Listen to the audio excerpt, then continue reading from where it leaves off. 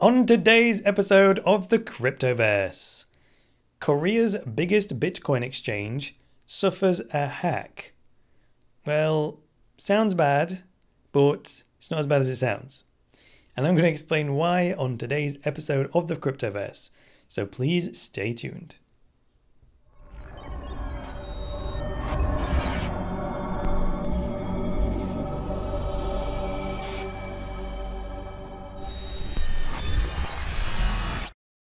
So you're paranoid about the security of your cryptocurrency, and you want to buy a hardware wallet so you can keep your money safe.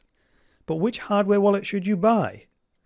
Well, the Crypto Hardware Wallet Superstore has written a free buyer's guide especially for you. Check it out today by clicking on the link in the video description below. Hi there guys, and welcome to the latest episode of the Cryptoverse, your regular dose of news and commentary on Bitcoin, cryptocurrencies, and blockchains. I'm your host, Chris Coney. I'm also the founder of Cryptoversity.com, the online school where you can learn about Bitcoin, cryptocurrencies, and blockchains. You can find out more about that at Cryptoversity.com. So one announcement for today, just make sure that you know that the July competition to win a free copy of the Bitcoin Triangle course, 21 fast track ways to make and save with Bitcoin, is now open. Click the link in the video description and enter the free prize draw that I will draw at the end of the month, and then you'll get a chance to win. So check that out. I hope you will enter and be with a chance. Good luck on that one. Right now, that's all I've got for announcements. Let's get into the actual news story itself.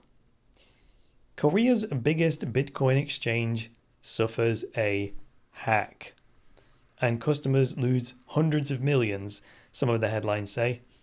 Not true. It's hundreds of millions of won, the Korean currency, and that's relatively small amounts of money. It's like $10,000. But even then, let's pause for a second here. Let's start with some facts. So the South Korean, importantly, the South Korean exchange in question is called BitThumb. It's BitThumb, I guess. Like this video if you like it, dislike if you disliked it. That kind of a thumb. Now let's go over to CoinMarketCap, because if we go over to CoinMarketCap, and then if you click on Ethereum, there is a number of tabs. If you click on the Markets tab, it will display all of the exchanges where CoinMarketCap is getting its data from. And you will see that BitThumb is the second biggest Ethereum exchange by volume. And today it accounts for 12.5% of total Ethereum volume. So that's that bit. So it's a decent player, right? Now the next thing to know is that the hackers didn't break in and steal funds directly from the exchange, right? The hackers managed to get hold of personal data of about 31,000 users of this South Korean exchange. So that would be names, email addresses, phone numbers, that sort of thing, right? And thanks very much to Know Your Customer regulations, because of those regulations, exchanges have a mountain of information about us. So that works out really well when it's a data breach, doesn't it? Thanks very much, regulators. But it's just personal data, right? So the question is, what did the hackers do with that personal data? Well, once they've got the data, they can then engage in some social engineering, as we call it. So they would call BitThumb's customers, any one of these 31,000 customers, using the information they had stolen, of course. Then the hacker would address them by name, which they could do, and they would pretend to be calling from the exchange, right? So give the victims a break here, right? This would seem realistic enough, because the customer receives the call and they know that they use BitThumb, right? And they know the exchange has their phone number as well, because they gave it to them, right? And then the hackers would say, like, yeah, we're calling from the exchange and we're under attack, right, from abroad. And what we need to do is we need you to change your password, right, your one-time password. So this is akin to the whole two-factor authentication thing, which keeps our account secure, right? So if you have Google Authenticator, for example, that's like a one-time password that changes regularly. So the hackers would say that we need your one-time password so we can change your main password and keep your account secure type of thing. Now, once the attacker had the Google Authenticator password, they could access the customer's account and then start withdrawing funds, right? And they could even actually, with the one-time password, they could even move the Google Authenticator from the customer's real mobile phone number to a phone that they controlled if they wanted to. I mean, that's just coming from me. That's not actually part of the story. I suppose by the time they'll only get one chance to remove the funds, and then the system will get locked down, or the customer will get spooked, or change the password, or do whatever, right? Now, the interesting thing to point out is that the reason the hackers took this route to steal the money was that they were not able to break the actual the security technology that's in place at the exchange. This is often the case, right? Hackers don't work any harder than they have to. I mean, why would they spend time cracking a password when they can just call the user and ask them for it, right? That's fairly logical, is it not? Now, apparently, the way the personal data was leaked in the first place was that an employee of the exchange, or more than one of them actually, had home computers that had been compromised. And that's easily done, right? By sending them a fake phishing email, put a link in it to a virus, or an online ad that says, do you want to scan your PC for viruses? And then it installs a virus and so on, right? So all these fake ads with, PC performance scanners and all that kind of stuff is generally how these bits of malware get onto people's computers. From there, the employee may have used their home computers to, say, remote access their work computer, and that would have let the hackers in that way, right? And again, most professional hackers don't attack spontaneously, right? By the time they take the action, they may have been silently preparing for days or weeks, deciding how they're going to get in, right? They want the easiest way in, and they want the fastest route to the money, right? And if that means calling the user and just asking for the password, so be it, right? Now, some users claim that they've lost money from this hack, and others are just outraged that their personal data was leaked. But to me, it's important to get some perspective and realize that, yeah, it's 31,000 customer records, right? But that only accounts for about 3% of the exchange's total customers.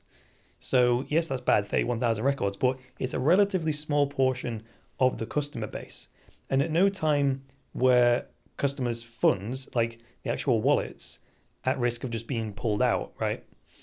It was only because of the social engineering that some people say that funds have been removed. On top of this, the exchange has already said they will be compensating each of the affected customers with the equivalent of $86 worth of Korean won. It's about 100,000 Korean won.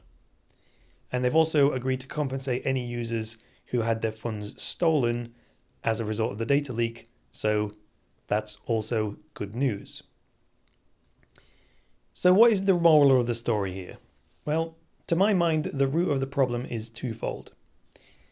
We need to decentralize the identity system, right? We need a decentralized identity system that has one single copy of our personal data. The problem we have now is that there's a copy of our personal data on every single server that we sign up for an account with, right? And if any one of them has a security hole, we only need one of them to have a security breach, and boom, our data gets stolen, right? Doesn't matter how secure any of the others are, you only need one copy of the personal data and you got it, right? And of course, the more services we sign up for, the more risk there is that one of them will slip up on the security front, and there goes our personal data. And then from there, it can be used in any number of ways. It can be sold on the dark web. Who knows, right? Conversely, if we used something like BitID, well, that allows us to authenticate ourselves without ever having to share personal information, or without ever having to put a copy of our data elsewhere, right? That's the idea. That's the whole thing about cryptocurrencies. Like credit cards, every time you spend money with an online store, you're effectively giving them a copy of all your card details. And that happens every time we spend. And it only takes one online store to have a breach of security, and there goes your credit card number, right? Same with personal data. Now, we've solved this with cryptocurrencies by saying, look, we push the money out to a merchant so that the merchant never has the authority to take money out of our wallets. We authenticate it on a case-by-case basis, but never do we reveal our private key. Similarly, we need an identity system that works like this. Now, the reason we can't do this at the moment is because of Know Your Customer regulations, right? These regulations require us to submit, our personal data to every exchange that we sign up with. And not only every exchange, any kind of financial institution that deals with, fiat currencies. So the other problem is that we're giving custody of our funds to these third parties, right? And we're placing them on the exchange. Now, to my knowledge, nothing like this is available yet, but we need a way of being able to exchange currency from within our own private wallets, right? So the nearest thing we have to this is like a hardware wallet, like a Keep Key, that has a Shapeshift built into it. Because with that, your funds are in your control. They go to Shapeshift for a couple of minutes, literally, get exchanged, and then they make their way back to your wallet. But from your point of view, it all just happens inside the wallet. So there's a very small window of security there where things can go wrong. And even then, they're cryptocurrency transactions, so they're reasonably secure anyway. If you're a trader, though, you may have to accept the risks of putting your money on a centralized server, on a third party, on a custodial wallet, just as a occupational hazard, and just accept the risks that come with that. But if you are a regular user, to my mind, there is no reason to keep your money on an exchange, right? Withdraw it to a wallet that you control, and don't give your password to people who call you on the phone and ask for your password, right? If someone does call you on the phone and says you need to change your password, say, thank you very much. I'm going to log into my account right now and change it myself, right? That's what you want to do. And do it. If someone calls you and says you need to change your password, just do it anyway. That's a good practice, right? But never tell them what it is. That's the key. If they tell you need to change it, say, thanks very much, I'll change it myself. And then they're going to be flabbergasted, because that's a perfectly logical and reasonable response to a request to change your password. So there we go. That's my roundup of the story. I've put it together from 4 or 5 different articles on this subject, including 2 or one of them from a Korean one, which I had to translate. So check those sources in the video description if you want to get all the raw information, but that is my summary of this particular story. Don't worry about your cryptocurrency. It's not the security of the cryptocurrencies themselves that's been broken. It's just a case of some neglect on the part of a human being and their home computer. So it's just one of the plights of centralization. So if you always keep your funds in your own wallet that you control the keys to, you're going to be all right. So thank you very much for joining me today, guys. If you liked this episode, hit the like button. If you disliked it, hit the dislike button. Please leave me a comment below with some feedback and get subscribed so you don't miss any content from the Cryptoverse. And most importantly, please support the Cryptoverse and help me to boost cryptocurrency adoption. And you can do that by going to cryptoversity.com/podcast and becoming a patron. Alternatively, you can go to the coin payments link in the video description and send me a cryptocurrency tip using any number of different cryptocurrencies. If you would like more structured learning, then you can go to the courses section on the website and buy yourself an online course, anywhere from $10 to $59, whichever you wish. Or if you would like to earn yourself some money, scroll to the bottom of the website, click on the affiliate program, and you can get yourself a personalized referral link, which you can share with friends and family and colleagues. If they click that link and then buy something from the site, you'll get 25% commission on that paid to you in Litecoin or Bitcoin.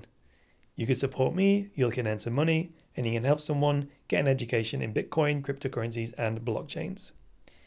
And finally, if there's something specific you would like me to cover on the Cryptoverse, there's a feature now which is request a show topic.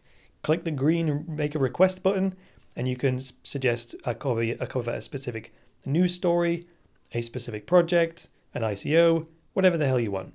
So make that request, I'll take a view on it, and then maybe include it in the show.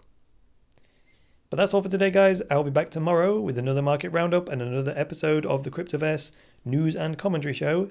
So until then, it's me, Chris Coney, saying bye for now.